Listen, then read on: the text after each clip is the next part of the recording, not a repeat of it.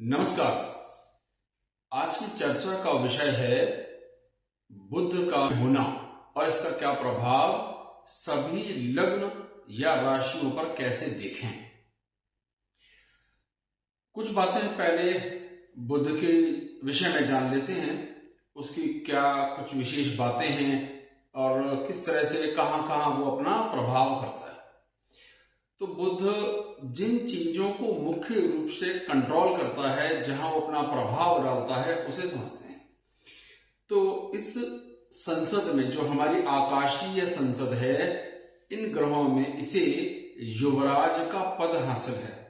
ये युवराज है, राजा सूर्य और रानी चंद्र के पुत्र हैं और इनका जेंडर थोड़ा गड़बड़ समझा जाता है, यानी इनके व्यक्तित्व में अच्छे शुभ ग्रह के साथ बैठेंगे तो शुभ प्रभाव, अशुभ ग्रह के साथ बैठेंगे तो अशुभ प्रभाव दे सकते हैं।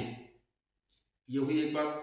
दूसरा, इनका रंग हरा समझा जाता है और एक ही दृष्टि से देखते हैं, सातवीं, इनकी और कोई दृष्टि नहीं होती।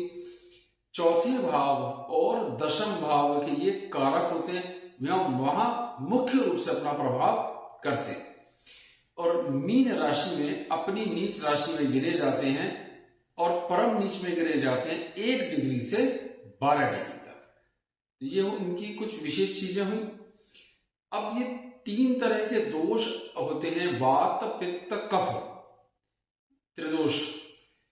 बुध इन तीनों ही दोषों को संभालते हैं। ये एकमात्र ऐसे ग्रह हैं जो एक साथ इन तीनों ग्रहों को होते हैं, यानी अगर अच्छे होंगे तो इन तीनों ग्रहों, तीनों दोषों का, वात पित्त कफ को मेंटेन करेंगे और अगर खराब होंगे तो तीनों को ही खराब कर सकते हैं। इसका अर्थ ये निकला। तो अभी तक हमने चर्चा कर ली उनकी दृष्टि, उनका कारक और उनके त्रिखल जो दोष है, उनका त्रिदोष, उनका रंग, और कौन कौन से फील्ड हैं, किन रिश्तों पर प्रभाव डालते हैं, इसकी चर्चा करते हैं।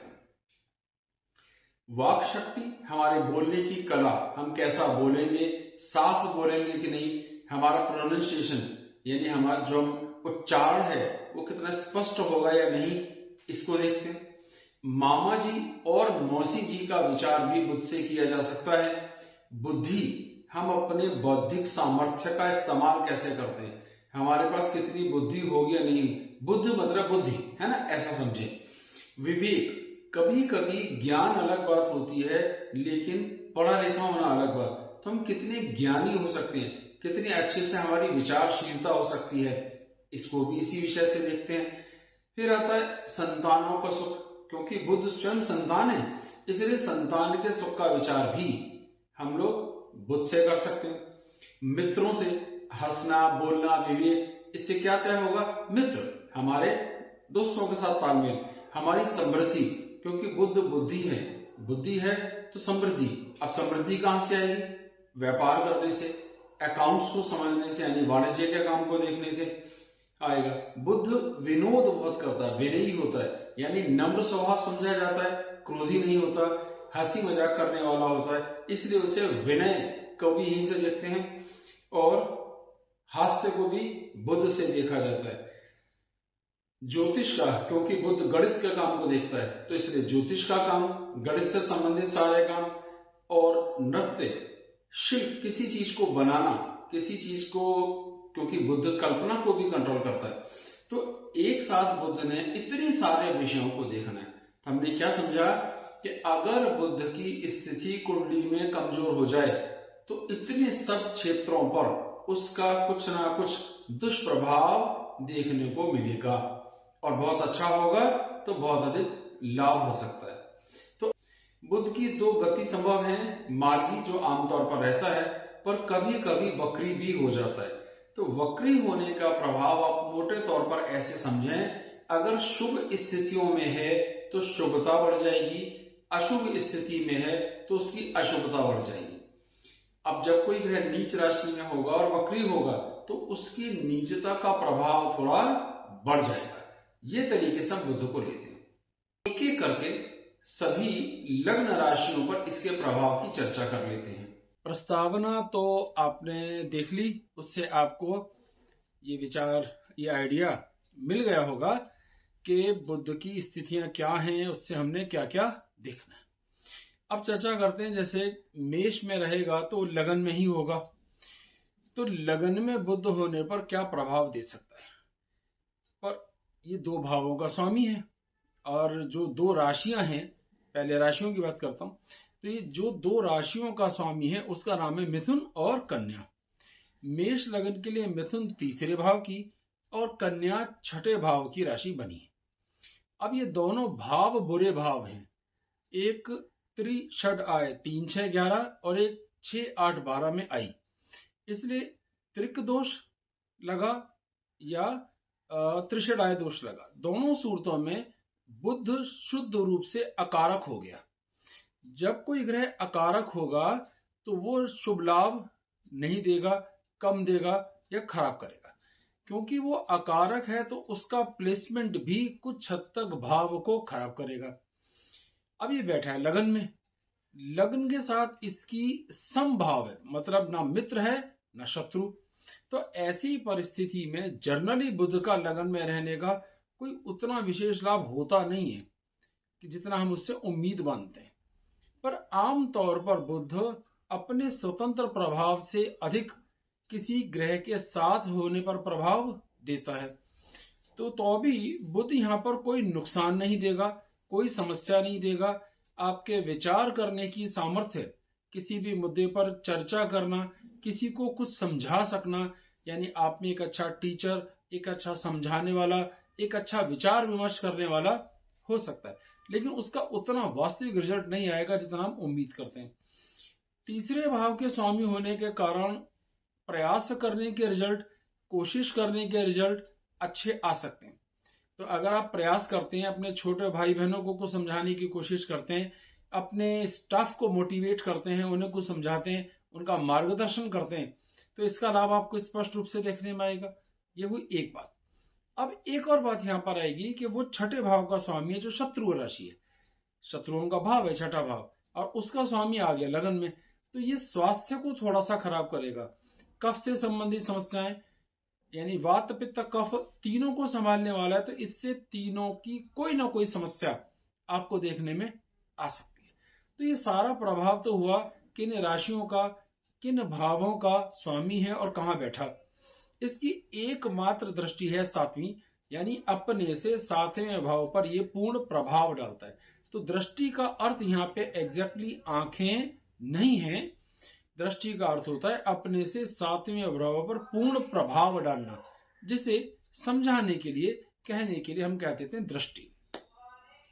वहां दृष्टि पड़ रही है बुध, वहां पर जो दृष्टि है वो शुक्र की राशि पर है, और शुक्र इस बुध ग्रह का मित्र है, तो मित्र दृष्टि, तो वैवाहिक जीवन पर इसका पॉजिटिव इंपैक्ट होगा।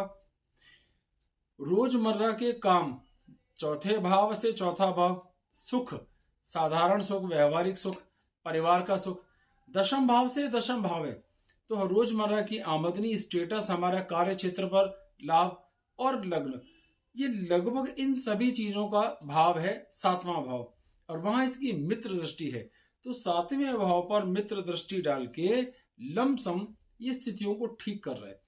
तो इसका मेष के लिए एक मिला जुला प्रभाव हुआ कि जहां प्लेसमेंट के हिसाब से थोड़ा सा एवरेज है, तीसरे भाव का स्वामी होने के कारण थोड़ा अच्छा है, छठे भाव का स्वामी होने के कारण खराब है, और इसकी दृष्टि का शुभ लाभ प्राप्त हो रहा है। अब बात करते हैं वृषभ लगन के लिए। वृषभ लगन के लिए यह 12वें भाव में जाएगा। 12वां भाव मोक्ष का है, अलग हो जाने का है, हॉस्पिटल या जेल जाने का है, कानूनी समस्याओं का है। अगर पापी ग्रह रहते हैं तो ये संभावना बढ़ जाती है, लेकिन ये तो एक सौम्य ग्रह है, और ये दूसरे भाव धन भाव का स्वामी होकर वहां गया। अब धन भाव का स्वामी जो है 12वें घर चला गया, तो क्या हुआ, धन खर्च हो गया। धन खर्च होगा तो नुकसान होगा। दूसरा भाव हमारी बोली भाषा व्यवहार को भी देखता है, उससे संबंधित भी तनाव बढ़े, यानी आपकी भाषा में वो धार, वो पकड़ नहीं होगी कि बात बने, किसी को समझा पाए। दूसरा भाव ही आपकी कुंडली में आपके कुटुंब के सुख को देखने का है, तो कुटुंब से दूरी बनना, कुटुंब से दूर रहना, उनसे बातचीत नहीं हो पाना या उनसे तालमेल एडजस्ट नहीं कर पाना भी हो सकता है। ये हुआ एक भाव। लेकिन ये पांचवें भाव का स्वामी भी है। अब पूर्ण रूप से यहां कारक है, तो पांचवें भाव का स्वामी का अर्थ हुआ आपका ज्ञान, आपका पढ़ा लिखा होना, आपकी शिक्षा, संतान, डाइजेशन से संबंधित जो भी बातें हैं, और सही मौके पर सही फैसला लेना, यानी क्विक डिसीजन कह लो, एग्जीक्यूटिव डिसीजन कह लो, इसको मेंटेन करेगा। 12वें घर में जाने के कारण क्योंकि ये वीक हो गया, तो आपको संतान देर से प्राप्त हो सकती है। शिक्षा में थोड़े व्यवधान देखने में आ सकते हैं। डाइजेशन को लेकर कुछ छोटी छोटी समस्याएं, आपसी सामंजस्य, पति पत्नी में कुछ समस्याएं देखने में आ सकती हैं। खर्चे ज्यादा हो सकते हैं, भागदौड़ हो सकती है। आपकी संतान आपसे दूर घर में रहने या विदेश में जाके रहने के लिए भी योग बना सकती है। तो इतनी सारी परिस्थितियां यहां देखने में आ सकती हैं। अब प्लेसमेंट 12वें घर है, जो नुकसान, खर्चा होना, भागदौड़ होने का है, और उसकी एक पूर्ण दृष्टि पड़ रही है छठे भाव पर, जहां वो मित्र दृष्टि से डाल रहा है। कहीं ना कहीं इसका प्रभाव ये भी देखने में आएगा कि शत्रुओं के साथ भी एडजस्टमेंट को लेकर दिक्कत आएगी। शत्रु परेशान कर सकते हैं, हेल्थ को लेकर छोटी छोटी प्रॉब्लम देखने में आएंगी। बहुत छोटी छोटी बीमारियां जो जल्दी ठीक हो सकती थी, गले की खराबी है, कफ की प्रॉब्लम है, बलगम से संबंधित कोई समस्या है, वो लंबी खिंच रही है, ठीक ही नहीं हो रही, ऐसी समस्याएं जिसका खाल से, स्किन से लेना देना आएगा, वो भी थोड़ी बहुत ये मेंटेन करता है। तो इन समस्याओं को टाइम पर ठीक ही नहीं होने देगा, लंबा खींचेगा।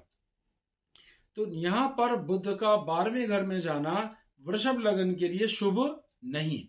इसका नुकसान कुटुंब के साथ भी आएगा, बोली भाषा में आएगा, आपके व्यवहार में आएगा, संतान के साथ भी थोड़ा बहुत तनाव देखने में आएगा, आपके सही मौके पे सही डिसीजन प्रभावित होंगे, आपका खर्चा बहुत ज्यादा होगा, और शत्रु पक्ष या स्वास्थ्य पक्ष भी आपका कमजोर होगा, जिसके कारण आपको कुछ कष्ट देखने में आएगा। तो ना प्लेसमेंट से फायदा हो रहा है, ना भावों से फायदा हो रहा है, ना ही राशियों से यहाँ पे लाभ हो रहा है। क्योंकि ये बहुत कड़वा ग्रह नहीं है, इसलिए बहुत कोई नुकसान नहीं होता, पर थोड़े फायदे कम होते हैं, थोड़े ऑब्स्टेकल्स आते हैं, थोड़ी समस्याएं देखने में आती हैं। अब बात करते हैं मिथुन लग्न की। अब मिथुन लग्न का स्वामी ही है, और लग्न का स्वामी होकर के अगर ये बैठा है तीसरे घर में, जो आय का भाव है, तो ये बहुत अच्छा योग हो गया आमदनी के दृष्टिकोण से। लग्नेश का वहां जाना शुभ योग बनाता है। अब दो केंद्रों का स्वामी है, पहला लग्न और दूसरा चौथा भाव। जो भी शुभ ग्रह दो केंद्रों का एक साथ स्वामी बनता है, वो उतना शुभ प्रभाव नहीं देता, ये एक नियम है। लेकिन 11वें भाव में बैठे होने के कारण ये शुभ लाभ देगा। तो आमदनी इंप्रूव करेगा, आपकी विचारशीलता, आप दिल के थोड़े गहरे होंगे। गहरे का अर्थ यहां पर इतना लीजिए कि दूसरे की बात बहुत ध्यान से सुनना, अपने विचार बड़े सोच समझ के प्रकट करना, लिमिट में बोलना, सुनना ज्यादा, दूसरे को तब अपनी एक्सपर्ट राय देना जब आपको उसकी आवश्यकता दिखाई दे। कुल मिलाकर आप बड़े चतुर आदमी हो सकते हैं, अच्छी बात है। आमदनी के लिए चतुर होना चाहिए। सुखों के हिसाब से देखते हैं तो चौथे घर का स्वामी अपने से 8वें घर है। घर से थोड़ा दूर रहना, यात्राओं में ज्यादा रहना, माता जी के साथ विचार मिलने में दिक्कत आना, हायर एजुकेशन में भी कोई समस्या देखने में आना हो सकता है। तो प्लेसमेंट बहुत अच्छा है, एक भाव के लिए बहुत अच्छा है, दूसरे भाव के लिए जरा मिला जुला सा प्रभाव देखने में आ रहा है। अब इसकी एक पूर्ण दृष्टि पड़ेगी 5वें भाव पे। 5वें भाव से हमने संतान को देखना है, तो संतान के सुख, लेकिन स्त्री संतान के सुख अधिक बढ़ सकते हैं, ऐसी संभावना से इंकार नहीं है। उनके साथ तालमेल, उनके साथ विचार विमर्श, उनको समझा सकना बनता है, इसमें भी कोई समस्या नहीं होगी। और आपकी नॉलेज, आपकी अपनी एजुकेशन आपके इनकम में काम आएगी, ये एक बड़ा सुंदर यहाँ पे साइन मिलता है। और एक खास बात देखने में आएगी, आपके डिसीजन बहुत अच्छे होंगे। तुरंत शायद लाभ न दिखाई दे, लेकिन अगर ध्यान से देखें तो उसके दूरगामी परिणाम अच्छे आते हैं। तो मिथुन के लिए बुध का ये प्लेसमेंट बहुत ही अच्छा है, इसमें लगभग कोई खास समस्या नहीं है। थोड़ी बहुत समस्याएं तो हर एक कुंडली में हो सकती है, तो यहां किसी भी तरह के उपाय की भी कोई आवश्यकता नहीं है। कर्क के लिए बात करते हैं। अब कर्क लग्न के लिए ये 10वें भाव में बैठेंगे। 10वें भाव में बैठा होना भी बहुत अच्छी बात है। लेकिन ये पूर्ण रूप से अकारक हैं। एक तो 12वें भाव के स्वामी हैं और एक तीसरे भाव के स्वामी हैं। तीसरे भाव का स्वामी जब दशम भाव में आएगा तो वो हमारे कर्म करने की ताकत, हमारी सामर्थ्य, हमारे प्रयास, छोटे भाई बहनों से तालमेल, हमारे ऑफिस कुलीग्स के साथ एडजस्टमेंट, हमारे शौर्य को, हमारे पराक्रम को इंप्रूव करेगा। यहां तक तो अच्छा है। लेकिन खर्चे बढ़ाएगा, हमारे खर्च करने की प्रवृत्ति, पैसे को बर्बाद करना, यात्राओं में खर्च करना या कहीं भी खर्च करना, अपने सोशल स्टेटस को इंप्रूव दिखाने के लिए पैसा खर्च करना, ये प्रवृत्ति देखने में आ सकती है। तो इसका नुकसान क्या हुआ कि आपने खर्च ज्यादा किया, मेहनत भी बहुत की, या मेहनत बहुत करके जो कुछ जमा किया उसे संभाल के नहीं रख पाए। ये दोनों बातें हैं, इस तरह से कही जा सकती हैं। सुख का अनुभव करना, लग्जरियस लाइफ का अनुभव करना आएगा, क्योंकि इसकी पूरी दृष्टि चौथे भाव पर पड़ेगी। मित्र, आनंद लेना, आनंद के लिए धन खर्च करना, अच्छे कपड़े, अच्छा व्यवहार, ये सब चीजों की भावनाएं बढ़ेंगी। तो आनंद पूरा लेना चाह रहे हैं, खर्चा बहुत ज्यादा कर रहे हैं, मेहनत करते हैं, बहुत कुछ कमाते हैं, खर्च होता है, और उस खर्चा कहाँ होता है? हमारे आनंद लेने के दृष्टिकोण से। ढंग से सोचो तो कोई बहुत बुरी बात नहीं है, लेकिन इसका नुकसान ये होता है कि आप अपने ज्ञान का स्वयं लाभ नहीं ले पाते। आपके ज्ञान का लाभ किसी दूसरे को होता है। आपने कमाया और खर्च करा, तो जिसके ऊपर खर्च करा फायदा उसे ज्यादा हुआ। तो घुमा फिरा के दशम भाव में बैठने के कारण बुरा नहीं है, दृष्टि का प्रभाव अच्छा है, एक राशि का प्रभाव भी काफी हद तक ठीक है, तो एक प्रभाव थोड़ा खराब है। तो ज्यादा खराब स्थिति नहीं है, कर्क के लिए भी एक एवरेज स्थिति है। जनरली एक नियम ये भी कहता है कि अगर वो लगन का मित्र हो तो अच्छी बात है, पर यहां तो लगन का शत्रु है। इस वजह से भी कर्क वालों के लिए, कर्क लग्न वालों के लिए बुध का प्लेसमेंट मेष राशि में कोई बहुत शुभ प्रभाव देने वाला नहीं है, पर बुरा नहीं है। अब बात आ गई सिंह लग्न की। सिंह लग्न के लिए ये दो भावों का स्वामी है, एक धन भाव और एक आमदनी का भाव, और बैठा है त्रिकोण में। तो अगर इन दोनों भावों का स्वामी या ये एक ही हो और केंद्र या त्रिकोण में हो तो ये अति धन देने वाला योग बन जाता है। फिर से समझिए, दूसरे भाव और 11वें भाव के स्वामी ग्रह एक साथ केंद्र या त्रिकोण में हो या परस्पर एक दूसरे से केंद्र में हो तो ये अति धन देने वाला योग है, क्योंकि यहां पर ये ग्रह एक ही है बुध और बैठा है त्रिकोण में, तो ये बहुत अधिक धन देने वाला बन गया, भाग्य को बढ़ाने वाला बन गया। तो प्लेसमेंट के हिसाब से भी बहुत अच्छा है। भाग्य के भाव में बैठा है, पिता के सुख के भाव में बैठा है, धर्म के भाव में बैठा है, संतान की संतानों के सुख के घर में बैठा है। 9वां भाव संतान की संतान, 5वें भाव से 5वां भाव, और यहाँ पे उसका सुख प्राप्त होगा। लग्न से 9वां होने के कारण धर्म का, पिता के सुख का, हमारे एक तरह से भाग्य का स्वामी है। अब भाग्य अगर आपका अच्छा है, सही फैसले आप ले पा रहे हैं, उसमें आपको कोई समस्या नहीं है, एक बात तो ये हो जाती है। दूसरी बात आती है कि पिता का आशीर्वाद और सुख आपको प्राप्त हो रहा है, आमदनी आपकी इंप्रूव हो रही है। अच्छा, अब ये 11वें भाव से 11वें भाव में बैठा है, जो मिथुन राशि है सिंह लगन वालों के लिए 11वां भाव, और 11वें भाव से 11वें भाव में बैठा है, तो अत्यधिक शुभ लाभ देने वाला हुआ। ये भी एक प्लस पॉइंट है लाभ देने के एंगल से। धन भाव का स्वामी होकर के त्रिकोण में बैठा है, ये भी बहुत अच्छी बात है। तो धन के लिए, आमदनी के लिए, कुटुंब से तालमेल के लिए, बड़े भाई से तालमेल के लिए, पिता के साथ सुख प्राप्त होने के लिए, कार्य क्षेत्र पे लाभ लेने के लिए, अपने जूनियर या सीनियर सबऑर्डिनेट्स के साथ, भाइयों के साथ तालमेल और पराक्रम करने के लिए बहुत अच्छा है। लगन का मित्र भी है, कहीं से कोई भी नुकसान यहाँ पे देखने में नहीं आ रहा है, ये प्लेसमेंट शुभ लाभ देने वाला बनता है। कन्या लगन की बात करते हैं, यहां ये लगन का स्वामी होकर 8वें भाव में चला गया। अब जो भी ग्रह 8वें भाव में जाएगा वो अपनी परफॉर्मेंस नहीं देगा, क्योंकि 8वां भाव एक कुआं है, एक गंदे पानी का ढेर है, एक नाला है, समझिए। तो जो ग्रह वहां गया उसकी परफॉर्मेंस कंपैरेटिवली वीक हो जाएगी, तो ये उतनी अच्छी परफॉर्मेंस देगा ही नहीं जितनी ये दे सकता है। 8वां घर हमारे जननांगों का भी है, और आप उसे यूरिन से संबंधित समझ के चलें। तो बुध में पथरी की शिकायत देने की सामर्थ्य है, तो ऐसे लोगों को पथरी से संबंधित प्रॉब्लम देखने में आ सकती है, ये प्रॉब्लम उनको जरा जल्दी हो सकती है।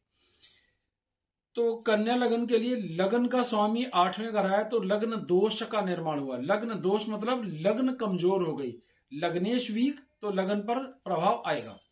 तो लगन का कमजोर होना एक नुकसान है। आपकी सेहत, व्यक्तित्व, आपका जो त्रिदोष होते हैं, वात पित्त कफ ऊपर नीचे हो जाएंगे, यूरिन से संबंधित प्रॉब्लम, पथरी से संबंधित प्रॉब्लम देखने में आएगी और जीवन स्तर को भी जबरदस्त नुकसान होगा। दशम भाव का स्वामी होकर के 8वें घर में आए तो दोनों राशियों के हिसाब से खराब है, लग्न के हिसाब से खराब है, प्लेसमेंट के हिसाब से भी खराब है। और इसका एक लाभ जो आएगा दृष्टि का, वो धन भाव पर आएगा। तो थोड़ी बोली व्यवहार, परिवार का सहयोग, खानदान का सहयोग जरूर मिल सकता है, लेकिन कोई विशेष लाभ नहीं है। तो कन्या लगन के लिए प्लेसमेंट बाकायदा खराब है। बुध ग्रह की शांति या उसे अपने फेवर में या अपने लायक बनाए रखने के लिए, क्या उससे हमें लाभ हो या कम से कम दुख हो, हम क्या करें? हमें बुध ग्रह के मंत्र जाप किए जा सकते हैं। रत्न नहीं पहनना है, याद रखिएगा, 8वें भाव में बैठा है इसलिए रत्न तो नहीं पहन सकते, लेकिन मंत्र जाप कर सकते हैं। हरे रंग की किसी चीज का दान दे सकते हैं, हरी दाल, जानवरों के लिए हरा चारा इत्यादि। इसका लाभ देखने में जरूर आएगा। तुला की बात करते हैं तो तुला लगन के लिए 7वें भाव में ये प्लेसमेंट आएगा केंद्र में, और ये 12वें घर का स्वामी होकर के यहाँ आया। ये थोड़ा सी खराब बात हो गई। 12वां घर है खर्चे, और खर्चों का स्वामी आ गया जीवन साथी के घर में, तो थोड़े से खर्च खराबी, थोड़ी सी समस्याएं आएंगी। लेकिन यहीं पर ये भाग्य का स्वामी भी है, इसलिए न्यूट्रल इफेक्ट करा, भाग्य का प्रभाव ज्यादा अच्छा काउंट होता है। तो भाग्य के स्वामी का यहाँ आना एक योग बना अच्छा, तो अच्छा जीवन साथी मिलता है। सेहत, व्यक्तित्व, चेहरे पे चमक, आपकी बोली भाषा की कद्र, आपके बोलने का अंदाज की कद्र, आपके समझाने के ढंग की इज्जत होगी। आपके चेहरे पे चमक, सौंदर्य, वाक्पटुता स्पष्ट होगी। आपके अपने रिश्तेदारों से तालमेल अच्छे रहेंगे, जीवन साथी से तालमेल, ससुराल वालों से तालमेल अच्छे रहेंगे। अब 7वां भाव केवल जीवन साथी नहीं है, दशम भाव से दशम भाव है, तो जीवन स्तर भी इंप्रूव करेगा। आपका व्यापार, आपके कार्य क्षेत्र में आपको लाभ होगा। चौथे घर से चौथा घर भी है 7वां घर, तो सुखों की प्राप्ति भी होगी, तालमेल भी होंगे। जीवन में आगे जैसे सुविधाओं के लिए हम जो चीजें खरीदते हैं, मकान, दुकान, कार, कोठी इत्यादि, उनका भी योग बनेगा। तो कुल मिलाकर क्या बात हुई कि प्लेसमेंट के हिसाब से एवरेज हो गया, भाग्य का स्वामी होने के कारण बहुत अच्छा हो गया। तो प्लेसमेंट अच्छा है, राशियां अच्छी हैं, दृष्टि भी अच्छी है, और लगन का मित्र भी है। तो निश्चित रूप से तुला लगन वालों के लिए बहुत फायदेमंद है। ये प्लेसमेंट अगर आपका है तो आपको बुध का शुभ लाभ, बुध का आनंद प्राप्त होगा ही। अब वृश्चिक की बात करते हैं। वृश्चिक के लिए ये प्लेसमेंट आएगा 6ठे भाव में, और 6ठा भाव हमारा शत्रुओं का भाव है, बीमारियों का भाव है, समस्याओं का भाव है। तो इसके 6ठे घर में जाने से हमें नुकसान होगा। लेकिन यहां एक विपरीत राजयोग बन रहा है कि अष्टम भाव का स्वामी 6ठे भाव में आ गया, यानी त्रिक भावों के स्वामी एक दूसरे त्रिक भाव में आ जाएं और उन्हें कोई शुभ ग्रह ना देखता हो। दोनों शर्तें फिर समझिए। त्रिक भाव 6ठे, 8वें, 12वें के स्वामी अपने भाव के अलावा बाकी 2 त्रिक भावों में आ जाएं, पहली कंडीशन, और उन्हें कोई शुभ ग्रह ना देखता हो, पापी ग्रह देखता हो, तो ये विपरीत राजयोग बना जो बहुत फायदा देने वाला है। कम से कम प्लेसमेंट के हिसाब से आपको एक विपरीत राजयोग बन रहा है, वो कि अष्टम भाव का स्वामी 6ठे भाव में बन रहा है। आधी कंडीशन मंगल कैसा है वो आप देखिए। अब यहां विपरीत राजयोग क्यों हुआ ये? क्योंकि 8वां भाव क्या देगा? मृत्यु, कष्ट, तकलीफ, दूरी, खो जाना, और ये सारी चीजें बीमार हो गई, कमजोर पड़ गई। तो शत्रु का बीमार होना, शत्रु का कमजोर होना ही हमारा भला है, हमारे लिए लाभ की बात है। एक बात। दूसरा, एक और खराबी इसमें है कि ये आमदनी के घर का स्वामी है, इनकम 11th हाउस का स्वामी, और अपने भाव से 8वें भाव में बैठा है, तो आमदनी भी प्रभावित होगी। लेकिन ये 6ठे भाव से 6ठे भाव का स्वामी भी है। 11वां भाव क्या होता है? 6ठे भाव से 6ठा भाव, बीमारियां, तकलीफ, चोट, छोटी मोटे एक्सीडेंट, तनाव, शत्रु, तो कुछ हद तक तो शत्रुओं से इसने जीत हासिल कर ली। 11वें भाव का स्वामी कमजोर, पर आमदनी भी प्रभावी थी। तो शत्रु वाला भाव तो थोड़ा बहुत समझ में आया, पर आमदनी कम हुई। जो मृत्यु का भाव है वो ठीक हो गया और खराब हो गया, तो मृत्यु का भाव के खराब होने का हमें लाभ हुआ, जिसे विपरीत राशियों का। लेकिन ना तो ये लगन का मित्र है, लग्नेश का मित्र है, और ना ही प्लेसमेंट बहुत अच्छा है, ना ही भावों से कोई बहुत अच्छी स्थिति बन रही है। तो सिवाय एक विपरीत राज्यों के, और दृष्टि भी 12वें घर पर है जो बहुत अधिक पैसा खर्च करवाएगी, कोई बहुत बड़ा लाभ नहीं। लेकिन एक्सटर्नल सोर्सेज से, व्यापार के अलावा किसी के समझौते कराने से, किसी को कुछ बिकवाने से, किसी तरह का कोई कमीशन प्राप्त करने से जो लाभ हो सकते हैं वो जरूर होंगे। तो इनकम आती है, वो खर्च होती रहती है, ऐसा होगा। यात्राएं बहुत होती हैं, वो खर्च होती हैं। थोड़ी बहुत सेविंग भी हो जाती है, इनकम भी थोड़ी होती है, पर उतनी नहीं होती जितनी कि हम लोग प्रयास करते हैं, जितनी हम मेहनत करते हैं। उपाय वही करना है, बुध ग्रह के बीज मंत्रों का जाप किया जा सकता है, और कोई भी हरे रंग की चीज खाने पीने के लिए गाय को या मंदिर में दान दी जा सकती है। धनु की बात करते हैं तो ये 2 केंद्रों का स्वामी है, 7वां भाव और 10वां भाव, और बैठा है 5वें भाव में। तो केंद्र त्रिकोण योग वैसे भी बन गया, ग्रह बैठा है त्रिकोण में, तो इसका प्लेसमेंट अच्छा, 2 केंद्रों का स्वामी है, इसलिए भी ऑन दी होल अच्छा। अब एक साधारण नियम है कि 2 केंद्रों का स्वामी अगर बुध है, केवल 2 ही हो सकते हैं, बुध या गुरु, और तो हो ही नहीं सकता। तो जो बुध है वो शुभ ग्रह है, तो ये अपनी शुभता कम कर देता है, क्योंकि 2 केंद्रों का एक सा स्वामी है। इसे केंद्र अधिपति दोष भी कहते हैं। लेकिन बैठा है त्रिकोण में, अच्छा हो गया, तो जो अशुभता मिली थी, जो कमी आई थी, वो काउंटर हो गई, तो इसलिए शुभ ग्रह यहां पर हो गया 5वें घर में। तो 5वां घर है ज्ञान का, और बुद्ध भी ज्ञान का, तो बुद्धि बहुत तेज चलती है, ज्ञान का बड़ा लाभ होता है, होशियार होते हैं, संतान का बड़ा अच्छा सुख प्राप्त होता है, और आमदनी के भी लाभ अच्छे प्राप्त होते हैं, आमदनी का भी सुख अच्छा प्राप्त होता है। तो आमदनी इंप्रूव हो रही है, ज्ञान इंप्रूव हो रहा है, संतान के साथ तालमेल इंप्रूव हो रहा है, विचारशीलता इंप्रूव हो रही है, डाइजेशन से संबंधित समस्याएं इंप्रूव हो रही हैं, और एग्जीक्यूटिव डिसीजंस आपको फायदेमंद साबित होंगे। तो कहीं भी कोई समस्या नहीं दिखाई दे रही, यह हर तरीके का लाभ होता हुआ दिख रहा है। प्लेसमेंट के हिसाब से ऐसे देखें तो 10वां भाव का स्वामी केंद्र त्रिकोण योग बना रहा है, तो स्टेटस इंप्रूव होगा, कार्य क्षेत्र में मान सम्मान इंप्रूव होगा, आपकी वैल्यू की जाएगी, लोग आपकी इज्जत करेंगे।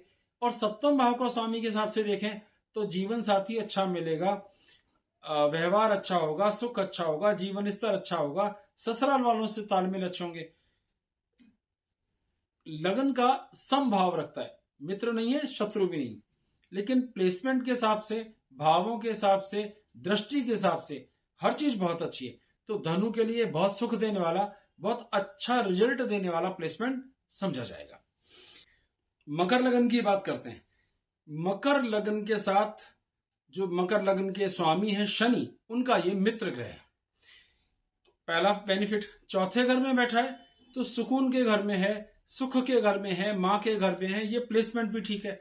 अब दृष्टि की बात करते हैं, दृष्टि भी बहुत अच्छी है, 10वें भाव पर पूर्ण दृष्टि पड़ रही है, वो भी मित्र, तो जीवन स्तर को इंप्रूव करेगा, कार्य क्षेत्र में हमारी इमेज, हमारी पकड़, पिता का आशीर्वाद इंप्रूव होंगे, मां का सुख, मां से मिलने वाले सुख, मां का आशीर्वाद और कृपा इंप्रूव होगा, यहां तक कोई समस्या नहीं है।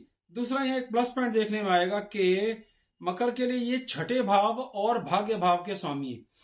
6ठे भाव का स्वामी होके जितना नुकसान हुआ, उससे अधिक फायदा भाग्य भाव का स्वामी होने से हुआ।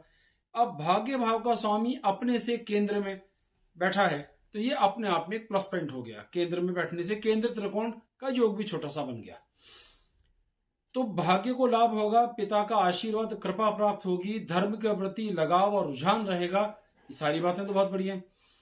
अब इसमें एक जो प्लस पॉइंट है वो ये कि केंद्र में बैठा है, भाग्य भाव का स्वामी है, 10वें भाव पर इसकी पूर्ण मित्र दृष्टि है, यहां तक लाभ। एक नुकसान कि 6ठे भाव का स्वामी भी है, 6ठा भाव है शत्रु पक्ष। अब ऐसा स्टार जो शत्रुओं को बिलोंग करता हो कहीं बैठेगा तो नुकसान, तो कहां कष्ट आएगा, मां के स्वास्थ्य को लेकर तनाव आएगा, अपने मन, अपने विचारों को लेकर के कभी कभी तनाव देखने में आएगा। ऐसा लग सकता है कि मुझे ये नहीं करना चाहिए था, मुझे वो नहीं करना चाहिए था, यानी अपने डिसीजंस पे थोड़ी फिक्र करना, अपने कामों को बार बार याद करना और तनाव महसूस करना, ये थोड़ी सी खराबी देखने में आ सकती है। ऑन दी होल बिल्कुल ठीक है, यहां पर कोई प्लेसमेंट की खराबी नहीं है, दृष्टि भी बहुत शुभ योग दे रही है, भाग्य का स्वामी होने से भी बहुत लाभ हो रहा है, कोई बहुत बड़ी खराबी नहीं है। लेकिन कहीं ना कहीं शत्रुवत व्यवहार के कारण, शत्रुओं के कारण सुखों में कमी या उस संघर्ष में फंसे रहना, ऐसा ना हो जाए वैसा ना हो जाए, ये मुझे नहीं करना चाहिए था, ये मैंने किया, इस तरह का बातें देखने में आ सकती। तो थोड़ा सा नेगेटिव ले लीजिए, लेकिन 90% ये प्लेसमेंट बहुत अच्छा है, क्योंकि वो लग्नेश का मित्र है और केंद्र में बैठा है, इसलिए शुभ लाभ प्राप्त जरूर होंगे। थोड़े से छठे भाव के नेगेटिव असर आएंगे। कुंभ की बात करते हैं तो कुंभ के लिए ये 5वें और 8वें भाव का स्वामी है, जितना खराब उतना ही शुभ, लेकिन लग्नेश का मित्र है इसलिए शुभ ग्रह हुआ, कारक ग्रह में गिना जाएगा, अकारक नहीं होगा। और प्लेसमेंट के हिसाब से कहां बैठा है? तीसरा भाव। अब भाव के हिसाब से कोई खास अच्छा भाव नहीं है, तो अर्थ ये निकला कि संतान के घर से 11वें घर में बैठा है, संतान की आमदनी को बहुत इंप्रूव करेगा, उन्हें बड़ा लाभ होगा, संतान के प्रयासों का रिजल्ट आएगा, संतान की आमदनी इंप्रूव होगी। आपको अपने तीसरे भाव से तीसरे भाव बैठा है, यानी तीसरे भाव, ये लाइन ही गलत हो गई, यहां पर संतानों को बहुत लाभ होगा, उनकी आमदनी को बहुत लाभ होगा, ये आपको देखने में आएगा। और एक खास बात, अष्टम भाव का स्वामी होकर अपने से अष्टम बैठा है, मृत्यु को और कमजोर करेगा, इसमें भी बुराई नहीं है। लेकिन कहीं ना कहीं इसका एक नुकसान अपने छोटे भाई बहनों के साथ देखने में आएगा, उनसे विचार मिलने में देखने में आएगा, यहां तनाव देखने में आ सकता है। तो थोड़ी सी समस्या छोटे भाइयों के साथ, छोटे भाई बहनों के साथ हो सकती है। थोड़ी सी समस्या अपने कार्य क्षेत्र पर, जहां हम काम करते हैं, हमारा ऑफिस है, जहां हमारा स्टाफ है, जिनके साथ हमने रुत तालमेल करना है, उनके साथ विचार विमर्श में कोई समस्या हो, ऐसा हो सकता है। जमा पूंजी उतनी इकट्ठी ना हो, सेविंग्स उतनी संभाल के ना रखी जा सके जितनी हम उम्मीद करते हैं, ऐसा भी हो सकता है। और लास्ट में एक चीज ये भी संभावना से इंकार नहीं है कि जो हेल्थ इश्यूज हैं, 8वें घर से जो हमने बीमारियां देखनी है, आप उसमें यूरिन की, किडनी की या इससे मिलती जुलती समस्याएं ले सकते हैं, उनका भी कुछ प्रकोप देखने में आ सकता है। तो मिला जुला सा प्रभाव है, क्योंकि लगन का मित्र है, इसलिए अधिक नुकसान तो कुछ नहीं है, पर थोड़ा मिला जुला सा है। प्लेसमेंट अच्छा है। दृष्टि की बात करते हैं तो भाग्य भाव पर दृष्टि है, पिता का सुख आशीर्वाद मिल रहा है, अपनी संतानों के लिए बड़ा फायदेमंद हो गए, अपनी नॉलेज का लाभ लेने वाले हो गए, लेकिन कहीं ना कहीं एडजस्ट नहीं कर पाते स्टाफ के साथ, ये तनाव देखने में इन्हें आता है। किसी विशेष उपाय की आवश्यकता है नहीं है। अब बात करते हैं मीन लग्न के लिए। अब मीन लग्न में ये 2 केंद्रों का स्वामी है, 10वें भाव का और 7वें भाव का। केंद्र अधिपति दोष जो मैं पहले भी बता चुका हूं, फिर बताता हूं, वो 2 केंद्रों का स्वामी जब कोई एक ग्रह हो और उसका प्लेसमेंट भी खराब हो, तो वो शुभ फल नहीं देता, अपनी शुभता को कम करके न्यूट्रल हो जाता है। तो अर्थ ये निकला कि जीवन साथी का घर जो 7वां भाव है, वहां से कहां बैठा? 8वें भाव। तो वैवाहिक जीवन की समस्याएं देगा, देर से विवाह का योग देगा, एडजस्टमेंट करने में प्रॉब्लम्स आएंगी, ऐसा देखने में आएगा, ये एक समस्या हो गई। दूसरा एक चीज देखने में आएगी कि सुखों की कमी देखने में आएगी, मां से दूरियां देखने में आएंगी, विदेश जाने के योग बनेंगे, मातृभूमि से दूर जाने का योग बनेगा, और कहीं ना कहीं हायर एजुकेशन में भी प्रॉब्लम आएगी। अब हो क्या रहा है? 2 केंद्रों का स्वामी होकर प्लेसमेंट से खराब हुआ, तो दोनों केंद्रों के प्रभाव खराब हुए। वैवाहिक जीवन, पत्नी के साथ तालमेल, ससुराल वालों से तालमेल, जीवन साथी का सुख, उनका स्वास्थ्य सब प्रभावित हुआ। माताजी का सुख, माताजी का स्वास्थ्य, अपने देश में रहना, मातृभूमि पे रहना, नेटिव प्लेस जिसे हम कहते हैं, वहां रहने का योग घटेगा, यात्राएं बढ़ेंगी, उनके स्वास्थ्य को, मां के स्वास्थ्य को भी तनाव देखने में आएगा। इसकी पूर्ण दृष्टि का जो लाभ है वो 8वें भाव पर है, पर 8वें भाव पर भी इसकी दृष्टि का कोई विशेष लाभ नहीं होगा। बोली भाषा थोड़ी एवरेज रहेगी, हम बोली भाषा का ज्यादा प्रभाव यहाँ पे ले नहीं रहे, क्योंकि वो समभाव रखता है, मौके और परिस्थितियों के हिसाब से थोड़े डायलॉग बदलते रहते हैं। और इसका पूर्ण जो दृष्टि पड़ रही है 8वें भाव पे, ये भी कोई बहुत शुभ लाभ देने वाली नहीं है। स्वास्थ्य से संबंधित या हार्मोन से संबंधित कोई छोटी मोटी समस्याएं भी देखने में आ सकती हैं। तो सीधे सीधे मीन के लिए, मीन लग्न वालों के लिए मेष राशि में इसका होना शुभ प्रभाव देने वाला नहीं है। उपाय, बीज मंत्रों के जाप कर सकते हैं, पन्ना रत्न धारण कर सकते हैं, और हरे रंग की चारा, हरे रंग की कोई ईटेबल आइटम, मूंग की दाल इत्यादि मंदिर में दान दी जा सकती है। तो इससे आपको ये अंदाजा हो गया होगा कि अगर आपकी लग्न जौनसी भी हो, बुध अगर मेष राशि में है आपकी कुंडली में, तो उसका प्रभाव आप पे कैसे कैसे देखने में आएगा। बहुत बहुत धन्यवाद। जय सिया राम।